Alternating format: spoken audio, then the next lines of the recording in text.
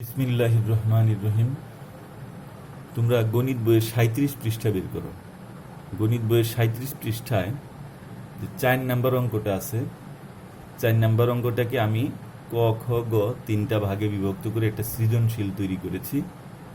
তো আমি প্রথমে তোমাদেরকে সেই বইয়ের যে লেখা অঙ্কটা সেটা একটু পড়ে শোনাচ্ছি, উদ্দীপকে যতটুকু থাকবে সেটুকু তোমরা সবাই মনোযোগ দিয়ে শোনো। বইয়ে লেখা আছে, সবাই বইয়ের 37 পৃষ্ঠার 4 নম্বর অঙ্কটা বই নিয়ে দেখো। 3টি ভিন্ন রঙের ঘন্টা আছে। লাল রঙের ঘন্টা 18 মিনিট পর পর, হলুদ রঙের ঘন্টা 15 মিনিট পর পর এবং সবুজ রঙের ঘন্টা 12 মিনিট পর পর বাজে।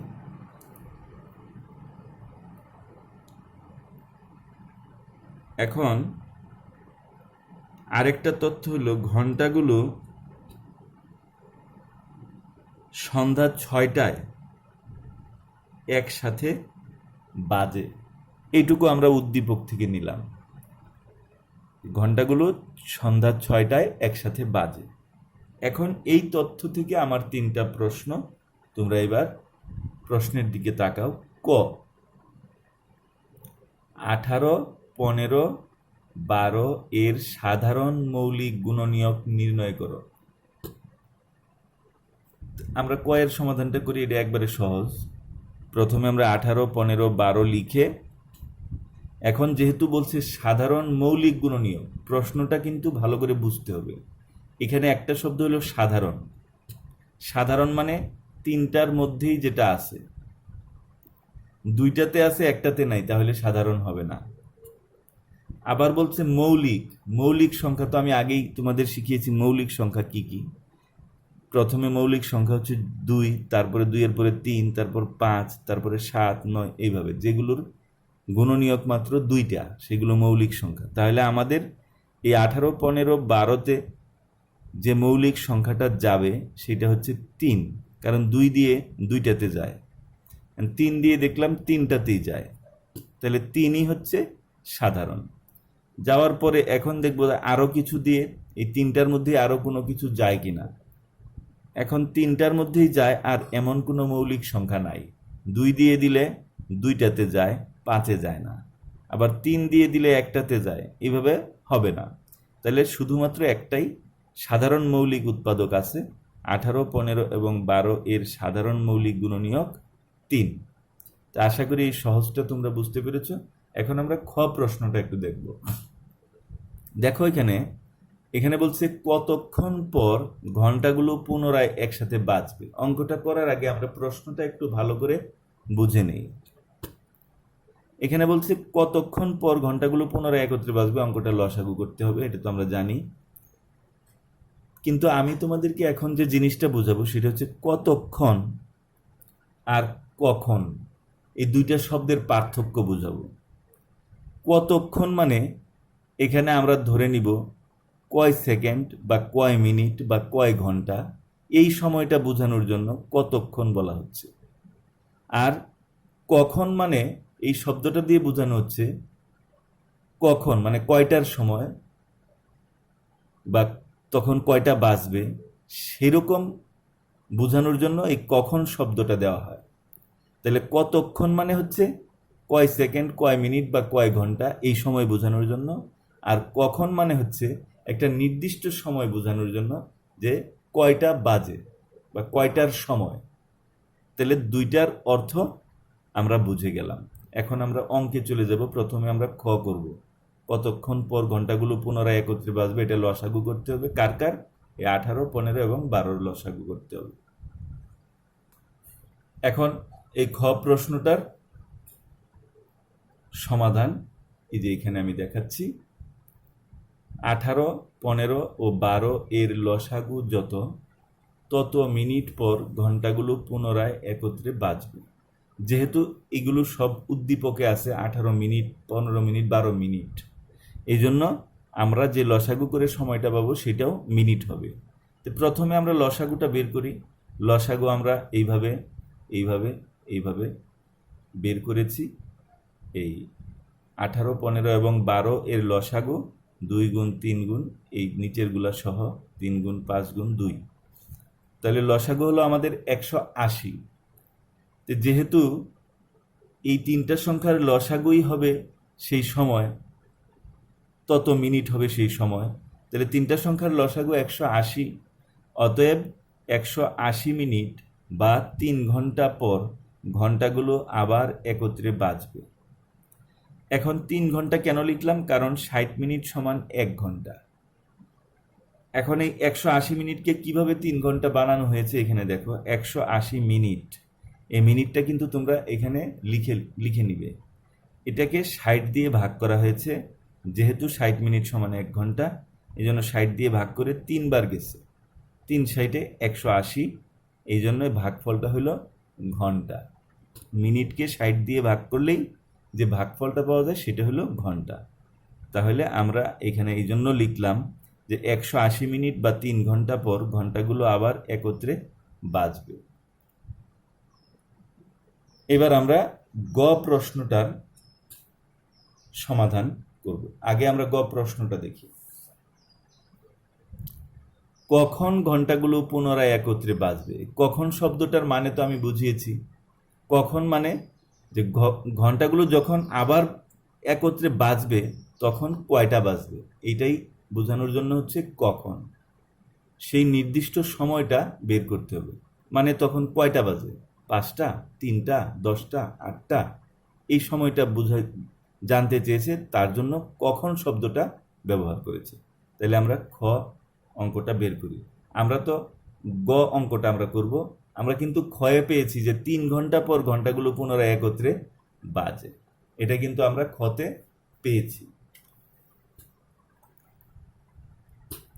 এখন দেখো গতে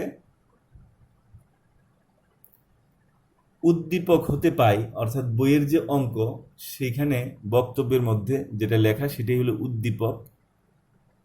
উদ্দীপক হতে পাই ঘন্টাগুলো একসাথে বাজে সন্ধ্যা 6টায়, এটা উদ্দীপকে লেখা আছে।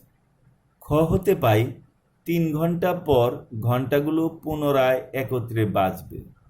তাহলে সন্ধ্যা 6টায় একসাথে একবার বাজে, আবার তারপর 3 ঘন্টা পরে বাজবে। তাহলে কি হবে? 6টার 3 ঘন্টা পরে আমরা যদি এইভাবে লিখি, সুতরাং ঘন্টাগুলো পুনরায় একত্রে বাজবে রাত, তখন কিন্তু রাত হয়ে যাবে। সন্ধ্যা 6টার 3 ঘন্টা পরে রাত হয়ে যায়। রাত 6 যোগ 3টায় সমান 9টায়, উত্তর রাত 9টায়। আশা করি তোমরা বুঝতে পেরেছো এবং এই কতক্ষণ এবং কখন এই দুইটা শব্দের পার্থক্য বুঝতে পেরেছো। পরীক্ষায় আসলে এগুলো ভালো করে বুঝে তারপর তোমরা অঙ্কটা করবে। এখন তোমরা গণিত বইয়ের 37 পৃষ্ঠার 5 নাম্বার অঙ্কটাতে চলে যাও। এইটাতে অলরেডি এই অঙ্কটা বইয়েই সৃজনশীল আকারে দেওয়া আছে। 5-এর 1, 2 হিসাবে দেওয়া আছে। আমি 1কে ক দ্বারা চিহ্নিত করলাম আর 2কে আমি খ হিসেবে চিহ্নিত করেছি। তাহলে তোমাদের বইয়ের যে অঙ্কটা সেটা আমি একটু পড়ে শোনাচ্ছি, তোমরা ভালো করে খেয়াল করো। তোমরা বইয়ের 37 পৃষ্ঠায় 5 নাম্বার অঙ্কটা, এখানে দেখো লেখা আছে ডান পাশে একটি আয়তাকার মেঝের ছবি দেওয়া আছে। অবশ্যই তোমরা ছবিটা দেখতে পাচ্ছ। তারপর কোনো খালি জায়গা না রেখে আমরা ঘরের মেঝেতে বর্গাকার কার্পেট বসাতে চাই। তাহলে ঘরটা আমরা দেখি, আয়তাকার মেঝেটা দেখি। মেঝেটাতে দেখো উপরে তীর চিহ্ন দিয়ে লেখা আছে 42 মিটার, আর ডান পাশে তীর চিহ্ন দিয়ে লেখা আছে 36 মিটার। অর্থাৎ এই আয়তাকার মেঝেটার দৈর্ঘ্য 42 মিটার এবং প্রস্থ 36 মিটার। এখন প্রশ্নটা হলো দৈর্ঘ্য প্রস্থ এখানে দেওয়া আছে। প্রশ্ন কতে আমি সেট করলাম 1-এর প্রশ্নটা, সেটা কি লেখা এখানে ভালো করে খেয়াল করো আমার খাতায়। মেঝেতে বিছানো যাবে এমন বর্গাকার কার্পেটের বৃহত্তমটির 1 বাহুর দৈর্ঘ্য নির্ণয় করো। যেহেতু বলছে বৃহত্তম আছে, এখানে আমরা গসাগু করব। গসাগু করব কোন কোন সংখ্যা, সেই সংখ্যা দুটো কি বুঝতে পারছো? সেটি হলো ওই যে আয়তাকার মেঝের ছবির উপরে দৈর্ঘ্য এবং ডান পাশে প্রস্থ দেওয়া আছে, এই দুইটা সংখ্যা 42 এবং 36-এর গসাগু আমরা বের করলেই এই ক এর উত্তরটা আমরা পেয়ে যাব। তাহলে কিভাবে বের করব সেটা তোমরা দেখো। এই যে ক, 42 এবং 36-এর গসাগু যত, বর্গাকার কার্পেটের বৃহত্তমটির এক বাহুর দৈর্ঘ্য তত।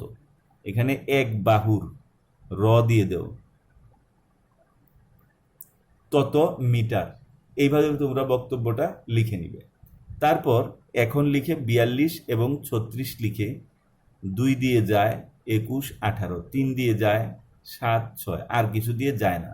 গসাগুর ক্ষেত্রে আমাকে নিতে হবে শুধু এই 2 আর 3, এই নিচের গুলা নেওয়া যাবে না। সুতরাং 42 ও 36-এর গসাগু 2 গুণ 3 সমান 6। তাহলে আমরা কি লিখতে পারি? অতএব বর্গাকার কার্পেটের, এই যে এইখান থেকে আমরা বক্তব্যটা ঠিক প্রশ্নে যেভাবে আছে সেইভাবে আমরা বক্তব্যটা সাজাবো। অতএব বর্গাকার কার্পেটের বৃহত্তমটির এক বাহুর দৈর্ঘ্য, অতএব বর্গাকার কার্পেটের বৃহত্তমটির এক বাহুর দৈর্ঘ্য, এখানেও আমি র দিতে ভুলে গেছি, এক বাহুর দৈর্ঘ্য 6 মিটার। এই যে গসাগু যত তত মিটার, গসাগু যত তত মিটার, উত্তর 6 মিটার। আশা করি ক বুঝতে পেরেছ। এখন আমরা খ প্রশ্নটা দেখি। সম্পূর্ণ মেঝে কার্পেট বিছানোর জন্য এরূপ কয়টি কার্পেট লাগবে? এরকম অঙ্ক আমরা আগে করেছি, তারপর আবারও আজকে আমি আলোচনা করছি। যখন এরকম বলবে যে সম্পূর্ণ মেঝে কার্পেট বিছানোর জন্য, বা টাইলসের অঙ্ক আমি আগে করিয়েছি, তারপরে এই ধরনের আরও অঙ্ক আমি করিয়েছি দুই একটা। এরকম যখন বলবে যে কয়টি টাইলস বা কয়টি কার্পেট লাগবে বা কয়টি বর্গ বানানো যাবে, এই কয়টি বর্গ বানানো যাবে বা কয়টি টাইলস লাগবে, এরকম থাকলেই আমরা কি করব? আমরা প্রথমে অঙ্কের যে উদ্দীপকে ওই যে দৈর্ঘ্য এবং প্রস্থ যে দেওয়া আছে আয়তাকার মেঝের, এই দৈর্ঘ্য এবং প্রস্থের 42 এবং 36, এই যে আয়তাকার মেঝেটা আছে, এটার আগে ক্ষেত্রফল বের করব। প্রথমে উদ্দীপকের যে আয়তাকার বা বর্গাকার যাই দেওয়া থাকুক তার ক্ষেত্রফল বের করব।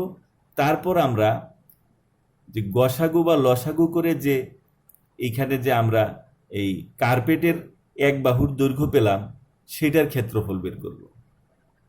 এখানে আমরা গসাগু করে বের করেছি। গসাগু করে কি বের করেছি? কার্পেটের এক বাহুর দৈর্ঘ্য, বর্গাকার কার্পেটের এক বাহুর দৈর্ঘ্য এখানে আমরা বের করেছি। আর আমরা বের করব উদ্দীপকে দেওয়া আছে যেটা, সেটার ক্ষেত্রফল। এখানে আমরা ক্ষেত্রফলটা কিভাবে বের করতে হবে সেটা দেখি একটু।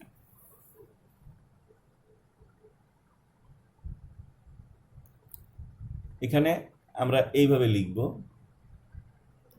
উদ্দীপকে দেওয়া আছে আয়তাকার মেঝের দৈর্ঘ্য 42 মিটার এবং প্রস্থ 36 মিটার। সুতরাং আয়তাকার মেঝের ক্ষেত্রফল 42 গুণ 36 মিটার, গুণটা এখানে করে নিবা 1512 বর্গ মিটার। 42 গুণ 36 বর্গ মিটার, 1512 বর্গ মিটার। আবার আমরা ক হতে কি পেয়েছি? ক হতে প্রাপ্ত বর্গাকার কার্পেটের এক বাহুর দৈর্ঘ্য 6 মিটার, এটা কতে পেয়েছি।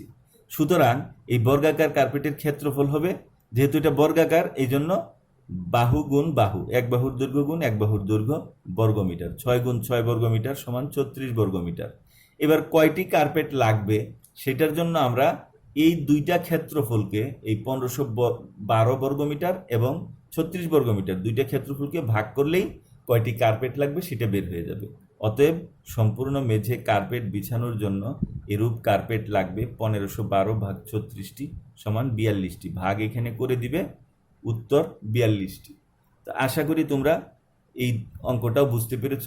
তোমাদের HW থাকবে। আজকে যে আমি দুইটা সৃজনশীল করালাম, এই দুইটা সৃজনশীল প্রত্যেকটা 2বার করে তোমরা HW হিসেবে করবে। সবাইকে ধন্যবাদ। খোদা হাফেজ।